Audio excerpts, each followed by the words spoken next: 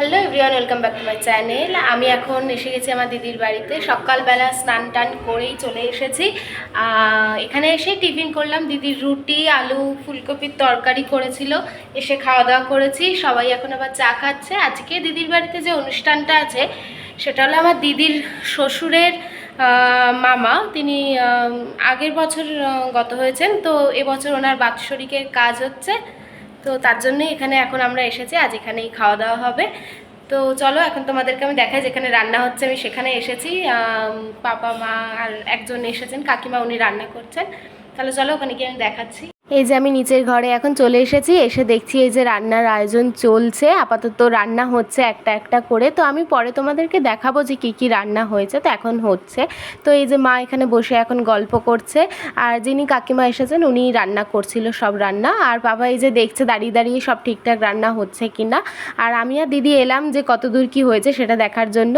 আর নিচের এদের এই ঘরটা অনেক পুরনো, মানে একদম প্রথম যে ঘরটা ছিল, তো ওটা এখন ব্যবহার করা হয় না, মাঝে মধ্যে ভাড়া দেওয়া হয়, কিন্তু দিদিরা এখন আর ভাড়া দেয়নি। তো ওটা ফাঁকাই ছিল, সে কারণে রান্নার আয়োজনটা নিচেই করা হয়েছিল। এই যে এখানে আলু পটল চিংড়ি মাছ দিয়ে যে রান্নাটা সেটা অলরেডি তৈরি হয়ে গেছে। চলো এবার আমরা ওপরে যাই, যে ওখানে গিয়ে কার কী লাগবে দেখি। তো দিদি এসে আবার একটু চা করে দিল। ওই যে দিদির মামা শ্বশুর আর দিদির শ্বশুর বসে আছে, ওনারা দুজনে একসাথে বসে চা খাচ্ছে। আর এই যে পুচকেটা, ও সারাদিনে যে কি কাজ করেছে, ওপর নিচ করেছে শুধুমাত্র। এই যে এখন আবার কড়াই নিয়ে বেরিয়েছে, রান্না করবে। চলো এবার আমি তোমাদেরকে ওখানেই দেখাই যেখানে কাজটা হচ্ছে, মানে শ্রাদ্ধের কাজটা যেখানে হচ্ছে। তো দিদিরা ওটা তিনতলায় ওখানে ওই বাড়িতে করছে। তো চলো ওইখানেই আমি যাচ্ছি এখন। এই যে সিঁড়ি দিয়ে সবাই উঠছি, তবে আজকে সকাল থেকে সিঁড়ি দিয়ে ওঠানামা করতে করতেই পা হাত পা সব ব্যথা করছে।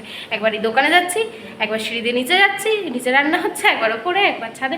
উফ, তাহলে চলো আমি প্রায় এসেই গেছি, দেখাচ্ছি তোমাদেরকে কাজটা কোথায় হচ্ছে।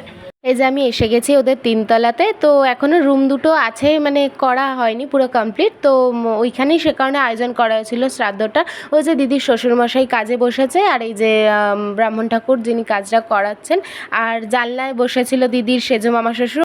এই যে এদিকে কাজ প্রায় শেষের পথে। তো নিচে যাই, দেখি কি হচ্ছে ওখানে, কারণ ওখানে আবার খাওয়া দাওয়ার আয়োজনও করতে হবে।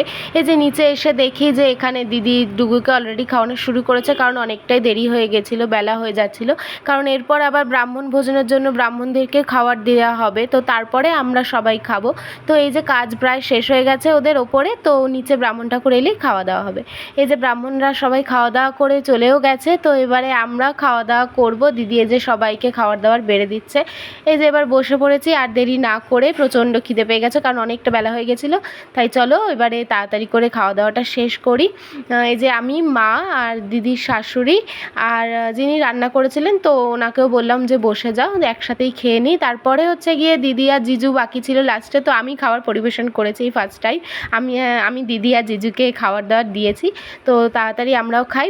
আর মেনুতে হয়েছিল সাদা ভাত, ঝুরঝুরে আলু ভাজা, তেঁতোর ডাল, মানে লাউ দিয়ে উচ্ছে দিয়ে একটা মুগের ডাল, আর পটল চিংড়ি, মানে আলু পটল দিয়ে চিংড়ি মাছ দিয়ে একটা তরকারি। তারপরে হয়েছিল কাতলা মাছের কালিয়া, আর তারপর ছিল আমের চাটনি, পাঁপড়, রসগোল্লা, আর যা যা থাকে। তো চলো আমরা তাড়াতাড়ি করে খাওয়াটা শেষ করি, তারপরে আবার দেখা হচ্ছে তোমাদের সাথে, যে তারপরে আমরা কি করি, গল্প টল্প করবো। তো চলো আর দেরি না করে তাড়াতাড়ি করে খাওয়াটা এবার শেষ করি। রান্নাবান্না বেশ ভালোই হয়েছিল, তো খাওয়াটা বেশ ভালোই হয়েছে দুপুরে। এবার এই যে দিদিও বসে গেছে খেতে, তো আমি ওদেরকে খাবার দিচ্ছিলাম আর এক হাতে ফটো তুলছিলাম। জিজু বললো আমাকে তুলিস না, আমার হাতটা তোল, তাই হাতই তুলেছি। আর এই যে লাস্টে এই যে এখানে ঝুরঝুরি আলু ভাজা, পাঁপড় ভাজা, আমের চাটনি, রসগোল্লা, এগুলো আমি যখন খাচ্ছিলাম ভিডিও করতেই ভুলে গেছি, তাই একবার লাস্টে ভাবলাম তোমাদেরকে দেখিয়ে দিই। এই যে এখানে কাতলা মাছের কালিয়া। চলো তাহলে আবার এখানে খাবার দাবারগুলো রাখা হচ্ছে, কারণ আমরা আবার রাতেও খাওয়া দাওয়া করবো একসাথে সবাই। আর এই যে এখন একে নিয়ে শুয়ে পড়েছি সবাই মিলে, একটু ভাবলাম রেস্ট নিয়ে নিই। আর এখানে এর চোখে ঘুম নেই, কি একটা মুখে দিয়ে বসেছে দেখো। এই যে আমরাও এখানে সবাই বসে একটু গল্প করছিলাম। খাওয়া দাওয়া শেষ করে সমস্ত কাজ দিদি আবার গুছিয়ে পরিষ্কার করে আস্তে আস্তেই প্রায় মানে বিকেল হয়ে গেছে বলা যায়, তখন প্রায় 5:30 মতন বাজে। তারপরে আবার সন্ধে টন্ধে দেওয়ার পরে আবার দিদি যে এসে গেছে এখানে চা করছে এখন। আর এখানে আবার দিদির শ্বশুরমশাই গিয়ে আবার চপ কিনে এনেছে, আর এই যে এখানে চপ রাখা আছে। এবার দিদি চাটাও বসিয়ে দিয়েছে, তারপর সন্ধেবেলা সবাই মিলে একসাথে গল্প করতে করতে জমিয়ে চা আর চপ মুড়ি খাবো। এই যে পাশের বাড়ির একজন এসেছে পুচকে, দুজনে মিলে কি মনোযোগ দিয়ে ফোন দেখে দেখেই চলেছে, দেখো একবার তোমরা।